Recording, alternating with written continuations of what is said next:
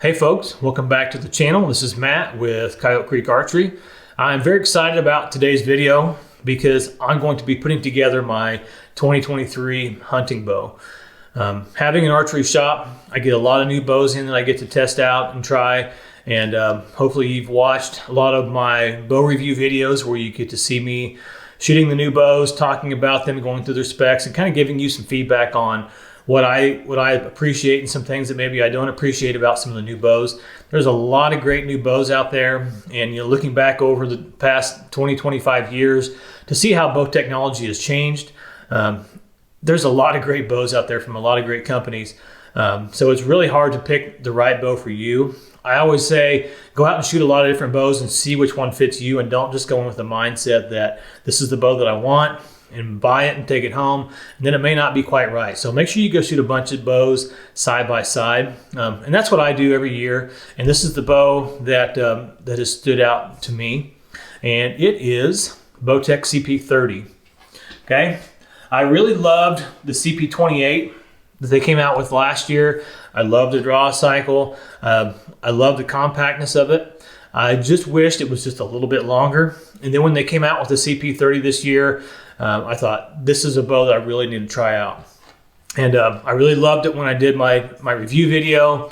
I shot several other bows.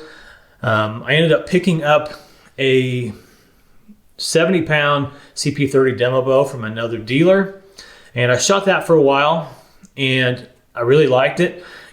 I like to shoot about 60 pounds. I had it turned down to 60 pounds, and I had no problem with that. But I found after a while, I would get a little bit of fatigue. And I thought, I really want to have a 60-pound bow. And I really love this FDE color. I'm kind of a fan of solid color bows. So this is just a bow that I really have my eye on. So I went ahead and sold the 70-pound bow. And it was a great bow. There was nothing wrong with it. I just wanted 60-pound limbs. And so I sold that bow, picked up this bow in 60 pounds. And today I'm going to show you the steps that I go through to set up a new bow. This is not just for myself. If you're a customer and you come in and purchase a new bow and we're getting things set up, this is the process that I would work through with you to make sure that things are set up properly and accurately. We will go through paper tuning, and then once I get through that, a lot of times for the customer, they either have to further their tuning on their own at home, or they can come in and we can work on some bare shaft tuning and some broadhead tuning if they want to. I think it's important. A lot of customers, once they get a paper tune, they're shooting whitetails out to 20-25 yards, and they're really not too concerned about that. But I always think we need to go the next step further and get our broadheads flying perfectly with our field points. And that's the great thing about these Bowtech bows with the deadlock cam system. It makes it really simple and easy to do. And so that will probably be in a future video, because this video is going to take a while to put together with all the parts and pieces that I've got to add to this. But that will be a step in the process as well. You can see I'm wearing my Coyote Creek Archery shirt. If you want to get one of these for yourself, make sure you visit the website, coyotecreekarchery.com. I've got several of those for sale on there, and I also have these caps. It's a great looking cap. It's a Richardson 112, so it's a real nice fit and a high quality hat. I like the color of it because it's something you can wear hunting if you want to, or you can wear it on the town. If that's something you want to pick up, those are available on the website, or if you're local and you want to stop in here to the store, I've got them available here in person as well. Okay, so for this video, I'm filming myself. Both my boys are working today. It's still during summer break. We're 1st of August, and we still have about 3 weeks until school starts up. So they're out working today. I don't have their help here in the shop. So I'm going to be filming this by myself. So some of these camera angles, I'm going to do my best to try to get that for you. But one thing you might have heard about these 2023 Bowtechs with the CP30, the SS34, I've read some people having issues with some with the strings and cables. Basically some cable separation where the cable meets the cam. There's kind of a sharp edge there. Some people have had some issues with that. I will say I had that 70-pound, it was a demo bow. It had stock strings on it, and gosh, I bet it had between 500 and 700, 800 shots, somewhere in there. I mean, it had quite a few shots on it, and I didn't have any peep rotation. I didn't have any serving separation. Those strings look brand new after 700-800 shots on them. So I haven't seen any issues on that. I'm not saying it doesn't happen, but personally, I haven't had any trouble with that. I'm probably not going to have any issues with these strings, but I am a dealer for electric bowstrings out of Manhattan. And I've been really happy with their strings that they're putting out. And so I've been trying to get a lot of my strings from them out of Manhattan, Kansas. So they're just down the road, about 2.5 hours from here. And so electric strings that I'm going to put on this bow. These are a natural color with black serving. And the reason I did that is because anytime that you go, I like the wild fancy colors, but anytime you go with a fluorescent color, that dye is going to make those fibers swell just a little bit. So a lighter color like this natural or a white is not going to have the dyes in it that's going to make the material diameter swell up, make it a little bit larger. It's basically, I wanted to do that to try to avoid any serving separation issues that I might encounter. Plus, these grooves on these cams, on these Bowtech bows, are pretty small. It's kind of a narrow pathway there, and I have had some issues in the past. I've gotten some great strings from other string builders, and they held up really well, but they didn't fit into these cam grooves quite as well, and so that affected my draw length, affected my overall draw weight, and I had some issues with that. And wasn't a big deal. I just shot the bow at about 57 pounds, but it wasn't reaching its peak weight. So Jim does a great job with these strings and making sure that he's got enough string count in there. He goes with a smaller diameter serving, and he's done a lot of work to get this set up right for these bows so that you're not going to have any issues. So that's why I'm running these, and we'll see how they set up. That's the first thing I'm going to do is change out these strings on this bow, and then we'll go from there. Okay, I'm over here at the press. Again, I'm filming this myself, so I've tried to set this up on the press where you can kind of see how this works. I'm probably going to fast forward through this because it just takes a while to change out strings. Not real long, but there is a little bit of a process to it. Before I change out any strings, the first thing that I want to do is take pictures.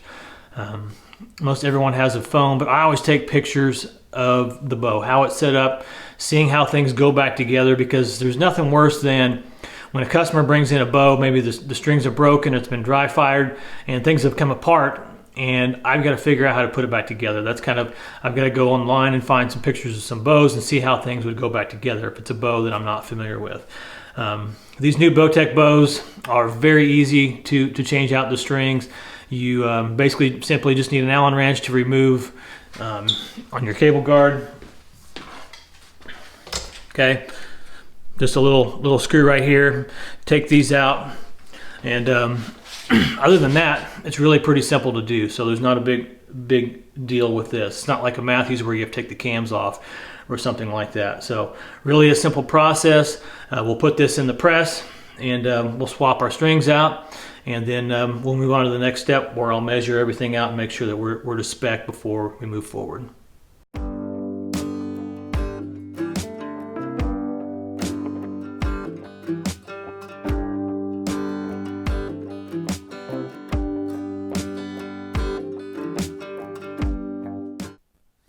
Okay, so I've got the strings changed out. Next thing we need to do is we need to check our axle to axle and our brace height and measure those out and make sure that we're on spec. So this is a CP30, so axle to axle should be 30 inches. And I'm 30 1/16, so we're right there. Should be 6 3/4 brace height, I believe. Let me double check. I'm just going to cut this card off because I don't need this. 6 3/4. Get that out of the way.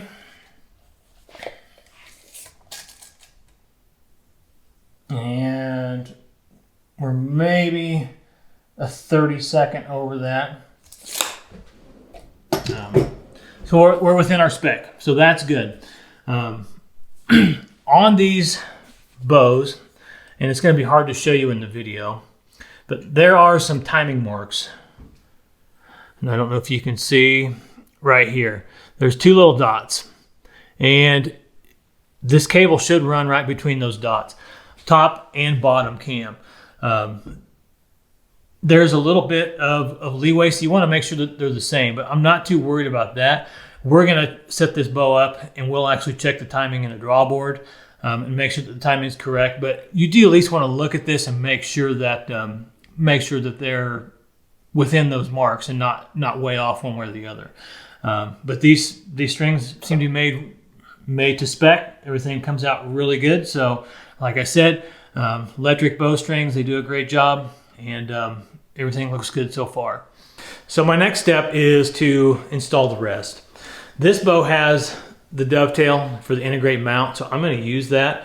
I really like that. Bowtech also uses a double burger hole, which I really like because it gets that rest to where if it gets bumped, it's not going to want to work up and down. I've ran a ripcord drive cage, which is a limb driven rest, for the last couple of years. Great rest. I really like this. One thing I wish that they would change about it. Okay, so right here, our mounting hole. It's got this oval shaped mounting hole. It's about 1/16 of an inch too short. So I'm not able to use the two burger holes because I can't get two bolts in there.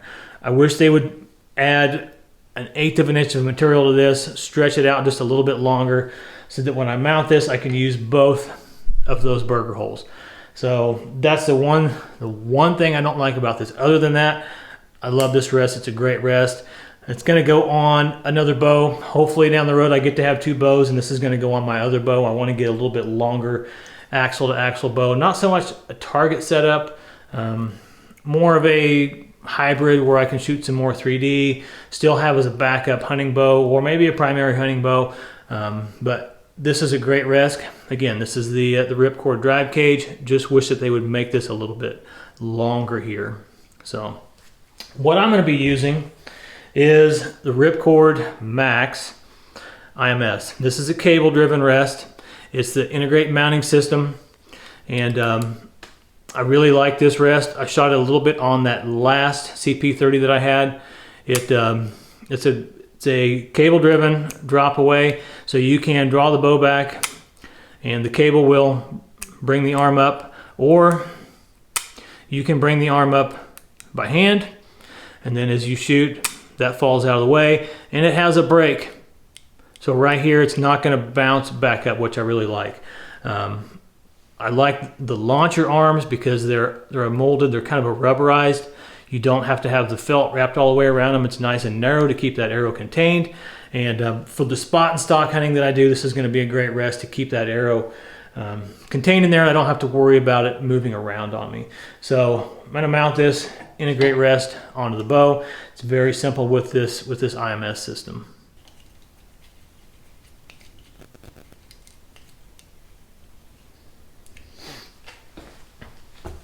Okay, so for right now, it's just on there. I'm going to adjust it where it needs to be. First thing I want to do is get at a level. I use the Hamskea Gen 2 level, and we're going to level up the bow.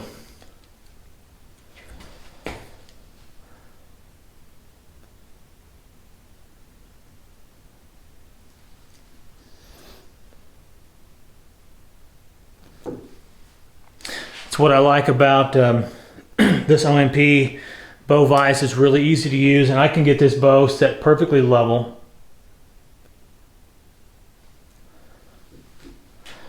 Just like that. So now my bow is running straight up and down. When I take an arrow, these are the arrows that I'm shooting. This is a gold tip Black Label Quantum. It's a 204 diameter. It's a 340 spine. It's a little bit lighter GPI.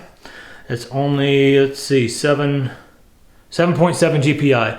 But I've got 25 grain insert plus 11 grain collar plus 125 grain point. So I've got about 160 or so grains up front. It gives me just a little bit more front of center. I think my total arrow weight is around 425, 430, something like that. But we're going to use this to, we want to make sure that we're running running through our burger hole. Self filming's not easy. I'm trying my best here. Okay. So I've got an arrow level that I'm going to put on here. I want to make sure I get this rest set in the correct spot.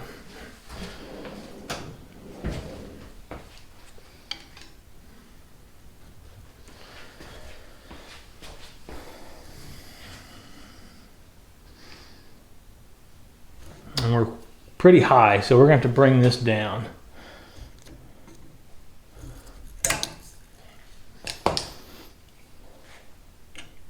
I can adjust the height of this rest as well, but I'm going to bring the whole thing down to start with because I'm just too high to begin.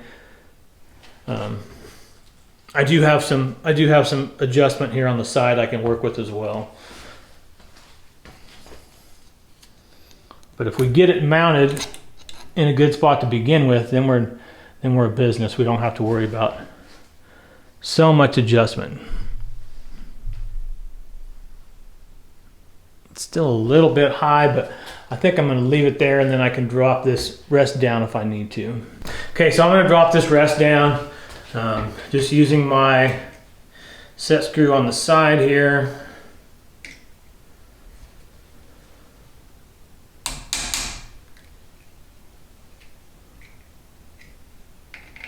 Just coming down a little bit. Because I want to be level with that arrow running through the burger holes. Right there looks spot on. Okay, that's a good place to start. I'm level here, my bow is level, my arrow is running right through the center of the burger holes. So with that arrow level, I'm going to mark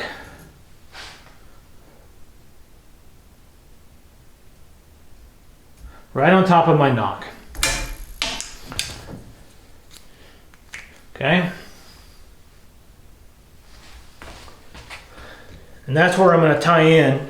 That's where I'm going to tie in my first nock point. Okay, so there's a little thing on camera. In this case, I'm just using my iPhone. Called a record button. And evidently I forgot to push the record button. So what I did is, after I marked this level through the burger holes with my arrow, I marked the top part of my arrow nock. I laid this bow down and I tied on a nocking point. Probably can't see that very well, but right here I've got a nocking point, and I like these for several reasons. One, it gives me a solid spot to work with. I can still adjust this up and down if I need to. When I'm tuning and this is too low or too high, I can take that D-loop off. I can twist these up the string and really fine tune where that D-loop needs to go. It creates a little bit of a space there to where if I have a severe draw angle, which I won't with this bow, but if I do, it's going to keep from pinching that nock on the arrow. So I like that as well. But this is just on there for now. We're going to level this bow back up, put the arrow back in, and we're going to make sure that this is in the correct spot before we move forward. So I'm going to do that now.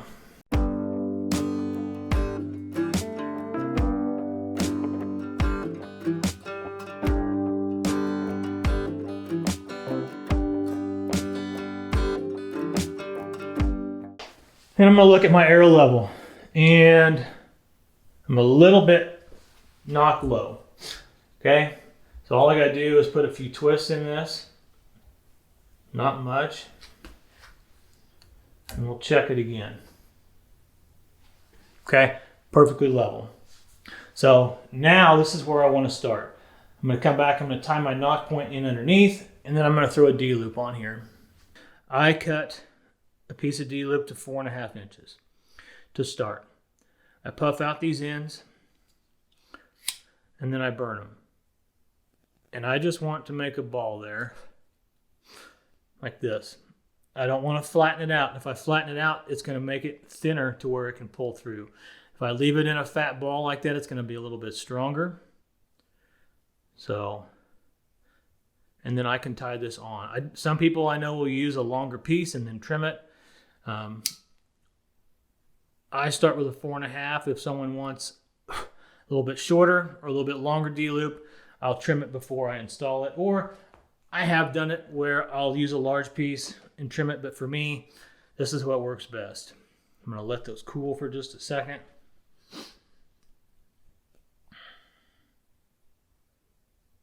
Okay, and then we can tie this on.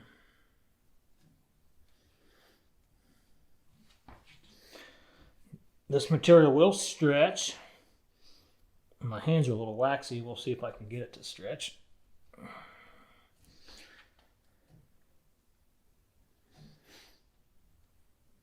Oh yeah, no problem.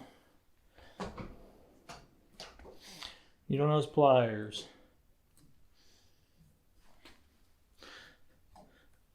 Right there. And then I like to use D-loop pliers and just stretch that out and get it in there tight. We can come back and double check our knock fit. Oh, I ended up turning my nocturnal on. Okay. It did pinch it in a little bit, but I do have just a little bit of play there. I think it's going to be good. Okay, since this is a cable-driven rest, I've got my cord here. It's going to tie in below the serving here on my down cable. I don't like to use the little football clamps. I prefer just to separate the string, the cable here, and run it in between. Now, this is already set to the length that I had on my previous bow. It should be really close. And the nice thing about these Ripcord Max rests is I've got a set screw here. I can loosen that up, and I've got, I don't know, about 3/4 of an inch of string left where I can work and get that tuning set.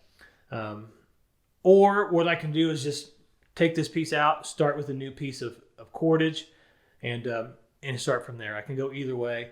But being this was on my previous bow, I think it's probably going to work really good for where it's at.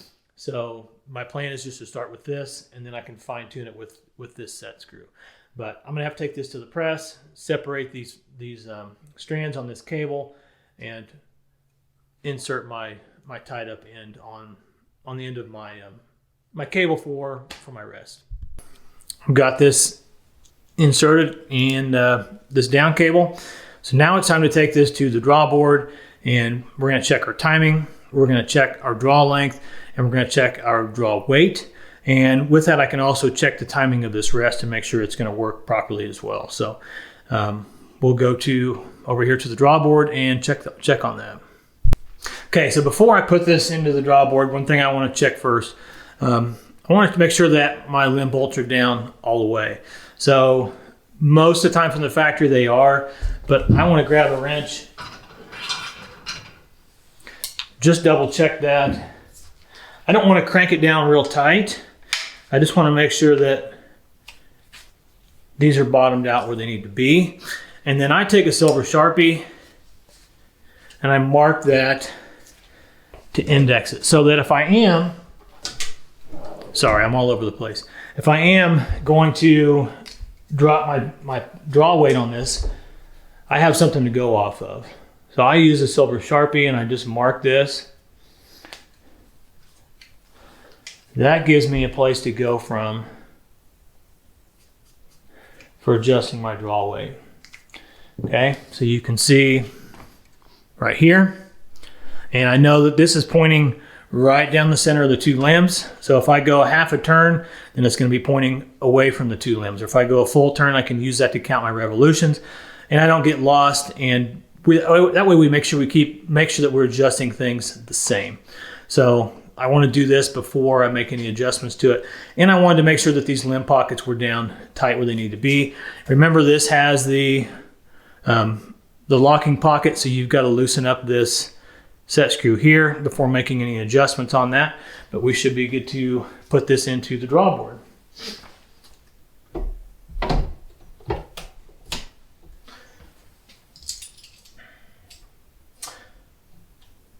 Okay. First thing I'm going to do is just check the timing of the cams and make sure that they're hitting correctly. And if they're not, we're going to make adjustments so that we have our cams timed. And before I do that, I should mention I always check and make sure that everything was put back where it was supposed to be.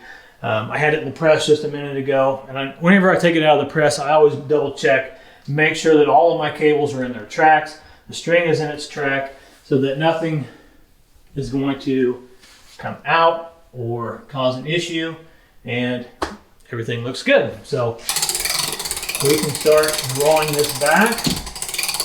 I'm looking at my blue cable stop here, and top one is hitting and the bottom one is hitting right there. Man, I might be able to fit a piece of paper between that bottom one, but I think we're good for right now. These may stretch just a little bit, so I'm not going to get too worried about that. My timing is pretty well spot on. The top one might be hitting just, like I said, the thickness of a paper before the bottom one. If I put a half twist in a cable, it's probably going to adjust it more than that. And so I think we're in a good spot. Let's check our draw weight and see what we get. Again, these are 60-pound max limbs.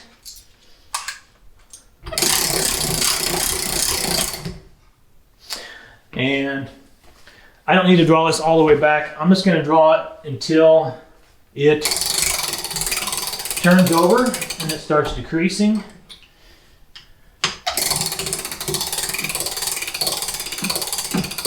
So it's showing about 62 pounds. And then it started to drop down to 59, 58. So I'm maxing out right at 62 pounds. I'm probably going to back that off a little bit. That's a little bit more than what I want to shoot. I had a 60-pound bow before, and I don't want to shoot any more than that. You know, I was probably at about 61, 62 before anyways. Ideally, during hunting season, when you get into later season, I may be even around 57, 58 pounds and just drop it down where it's nice, easy to draw. So that will be something that I will do here in a little bit. Next thing I want to do is check my draw length.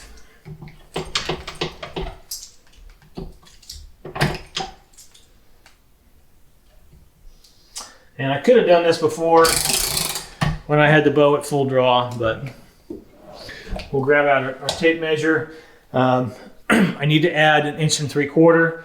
So I will be 28-inch draw. This comes from the factory at 29. So to measure this at 29, we should be 27 1/4, right? 27 1/4 is what we should measure to be at 29. I'll come back and I'll adjust this to my draw length at 28, but we want to make sure that it's going to meet spec before we do that. If it's not, we can twist those cables to make some adjustments, but looks like we're going to be really close.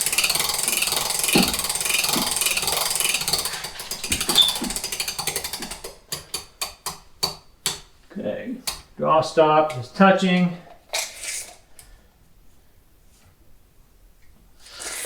I'm about 27 3/8.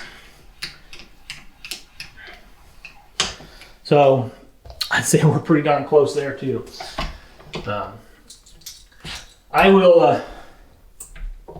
I can adjust that if I need to, but I will set it at 28 inches. I'll see what it feels like to me. And if I think that it feels a little bit long, I can always adjust that out of it with the cables and make sure it's going to be a good fit. But so far, everything looks pretty darn good. Okay, so I'm going to adjust my draw length. This bow has the flip disc modules where I can have it on comfort or performance. I'm going to leave it on comfort, just where I prefer to shoot it. I don't need a lot of speed, and this bow's going to be plenty fast for whatever I needed to do on comfort. So using a simple Allen wrench, we've got 3 different screws we've got to loosen up on each cam. And then I've got to move my cable stop as well. The bow comes from the factory at 29, so I just simply have to move this to 28. You should not need a press to do this, but sometimes on some bows, you will have a screw that is right underneath a limb that you can't get to without a press. So sometimes that will happen. And you'll need to take it somewhere where you can get it pressed to do that. but this one here we can get to without a press.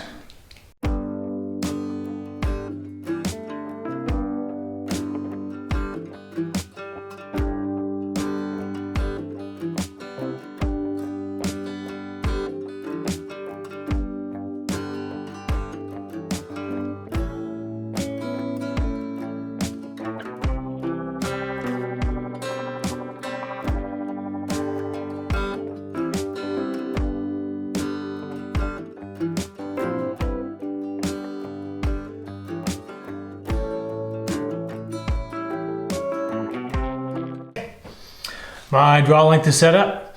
One thing I need to do next is I want to check the center shot of this rest.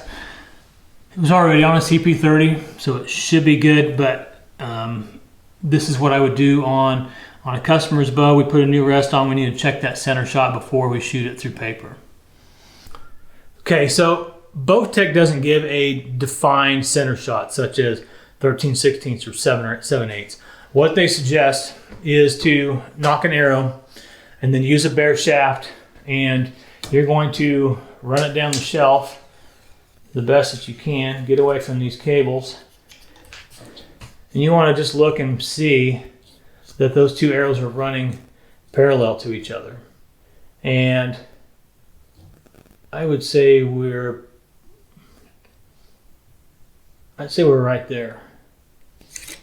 Okay, good place to start anyways. So that's where I would start.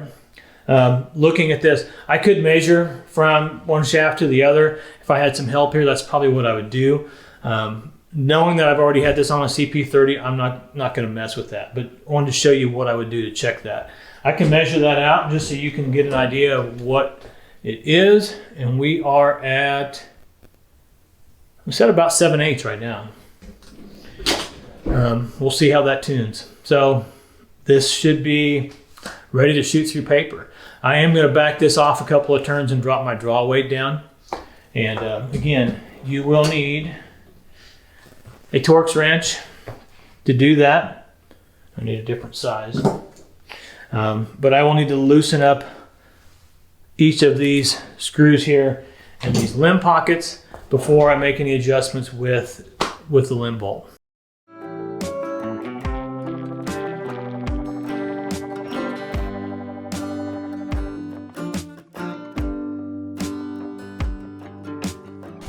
Okay, so I backed these out about 3 turns. I'm going to put it back in the draw board and check my weight just to see where it's at. Should be a little bit below 60, which is about where I want to be. So I'm going to check that, and then we'll go shoot it through paper. Okay, so I ended up with 57.7. I'm going to add a little bit to that. I'd like to get right around 60, maybe just a little bit underneath. So we're going to make another change. I went a little too far.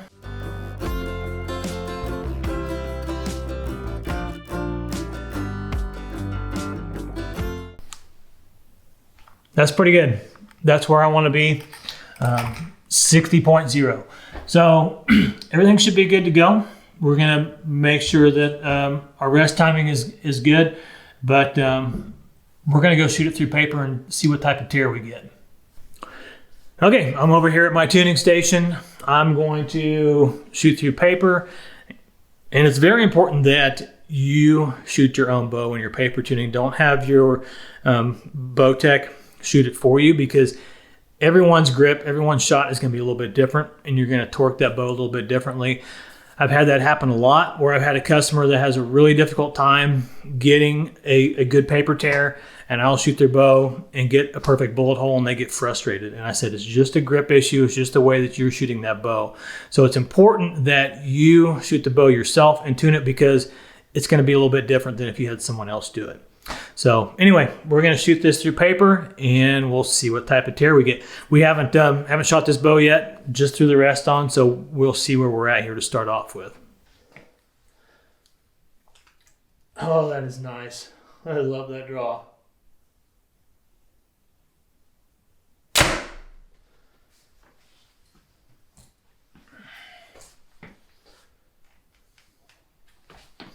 Okay, so can show you what I've got. A little bit low left, so Not terrible to start with, but a little bit to adjust there.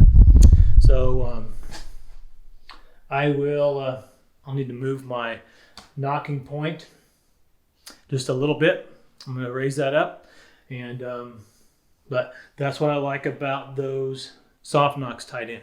I can cut that D loop off. I can raise my nock point a little bit. Looks like it wants to be just a little bit nock high.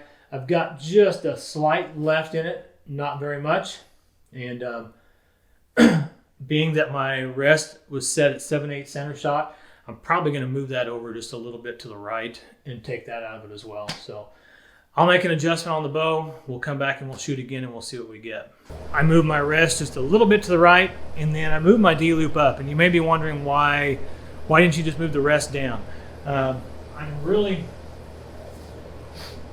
If you look, I'm really close to the shelf. It's not quite touching. So I didn't want my launcher arm on my rest to come down and slap the shelf, and it may do that anyways, and I may have to put just a little bit of silencing material on there to help out with that. But I didn't want to drop that down any lower.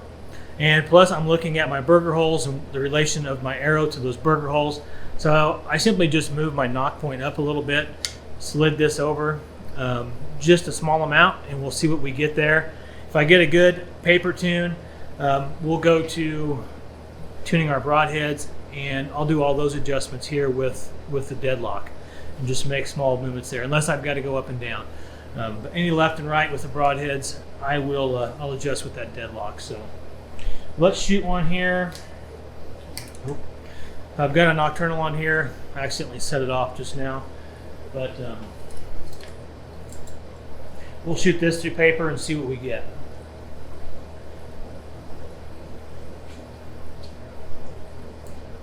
Oh, come on.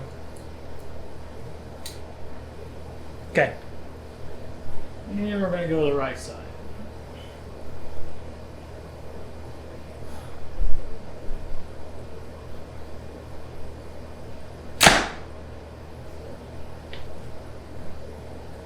Let's come look and see what we got.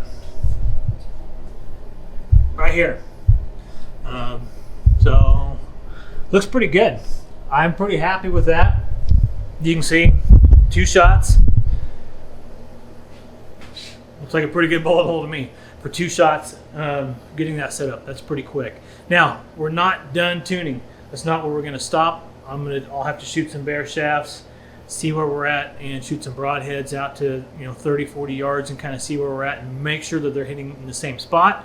That gives me a lot more confidence and helps me with that. But last thing I'll need to do is set up my sight, set up my stabilizers, and my tune could change a little bit once I get those stabilizers on there as well. Probably not very much, but it could change a little bit.